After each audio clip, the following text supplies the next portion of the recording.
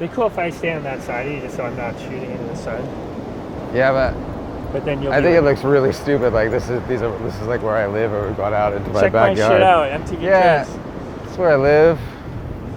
It's my crib. Music videos directors make so much money these days. I heard that back in the day they did though. Oh yeah. When I got into it, everything was beginning to fall apart. I think there's probably another way to do it, and I've been trying to figure out what that might be.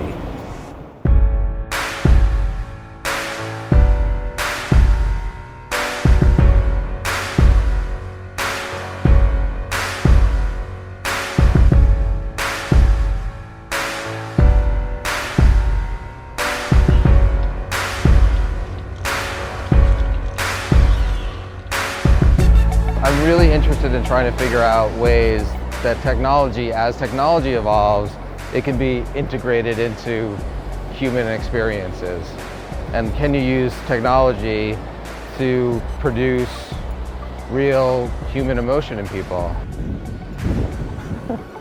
That dog is f***ing with you in there.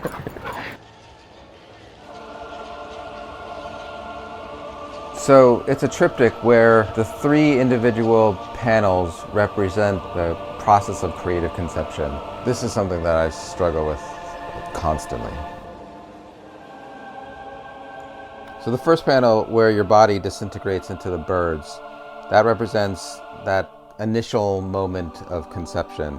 It's the moment of inspiration. It's the lightning in a bottle. It's the purest moment of the idea that there is.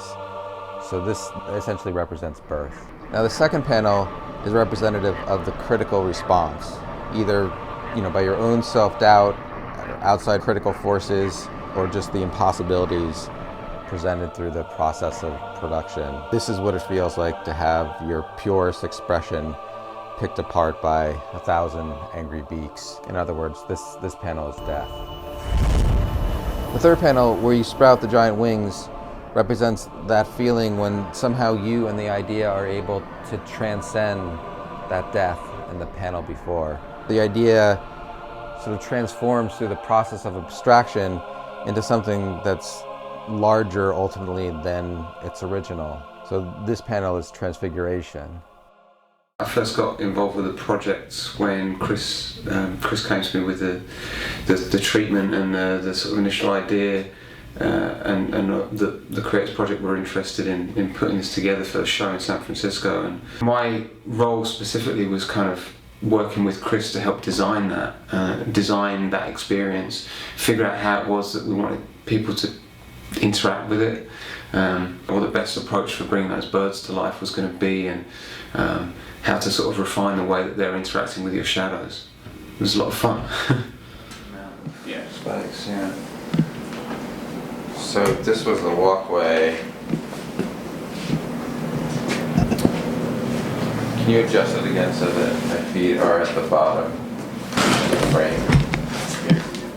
On this project, we chose to use the Microsoft SDK and the Kinect for Windows. The reason we chose it is the system for skeleton tracking, which is what infers your posture when you're standing in front of the Kinect, is really, really robust. It's nice to have this opportunity to recontextualize this kind of interaction in an art installation, just show people that this cool new way of interacting with moving images has implications beyond video games. Probably one of the biggest sort of technical barriers that we hit was the fact that we were trying to get a very realistic looking shadow for the piece, and we're using the infrared sensor inside the Kinect to be able to pick up people's forms and get a skeleton from that and track their movement. We achieved something, but it wasn't quite what we'd initially intended. It had slightly more artistic or sort of illustrated feel to it almost. The shadows felt like you and responded like you, but they didn't look as crisp as if you were shining a light behind your hand onto the panel. So definitely in future versions of this, that's one of the things that we're look to try and improve.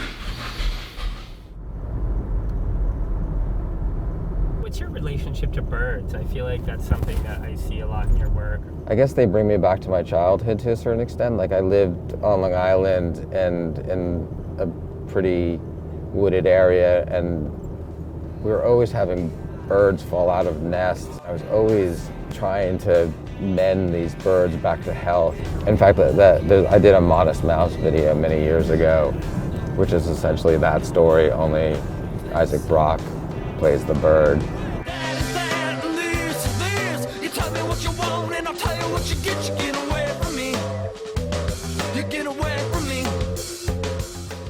And it never worked, they always died. I always wake up in the morning and look in the shoebox and it'd be empty because my mom had thrown the bird in the garbage. You wasted life, why wouldn't you waste the afterlife?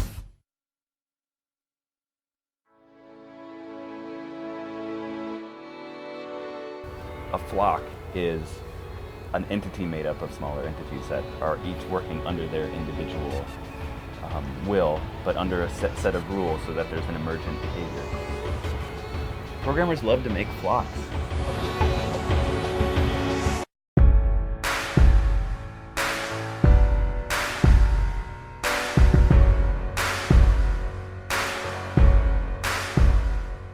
When we were out there in San Francisco, we were looking at some real seagulls. After looking at fake seagulls, or fake crows all week, just seeing them move, it looked unreal. It looked fake. They were sort of the real ones. The real ones were turning in weird ways and stopping and slowing down in ways that we didn't imagine.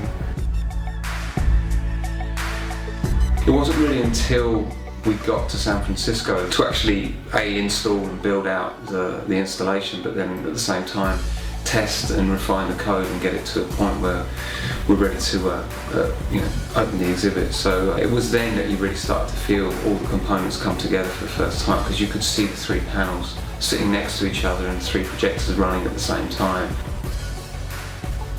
We turned it on and people started going through it, and it just worked, which is sort of rare these days. Nothing just works for that long. You create a website, you put it online, and you might read some nice tweets or see comments online about it, but there's nothing quite as rewarding as actually being present and seeing the smile on people's faces and seeing them interact with it. It's quite a rewarding experience. I can imagine that must have been a pretty amazing feeling for a 2-year-old on his dad's shoulders, seeing himself sprouting enormous wings.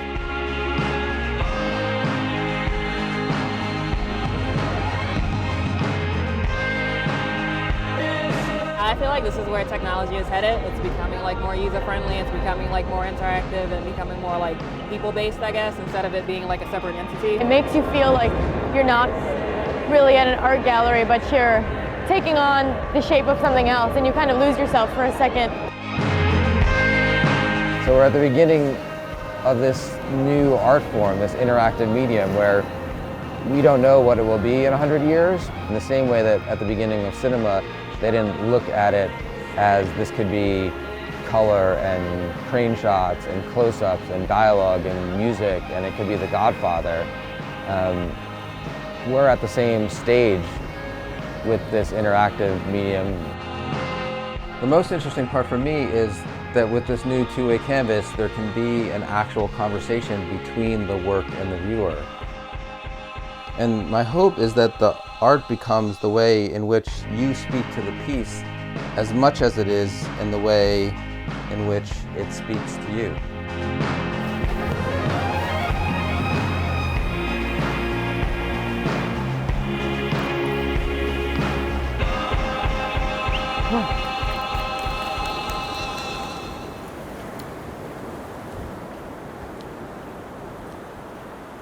Man, we walked far.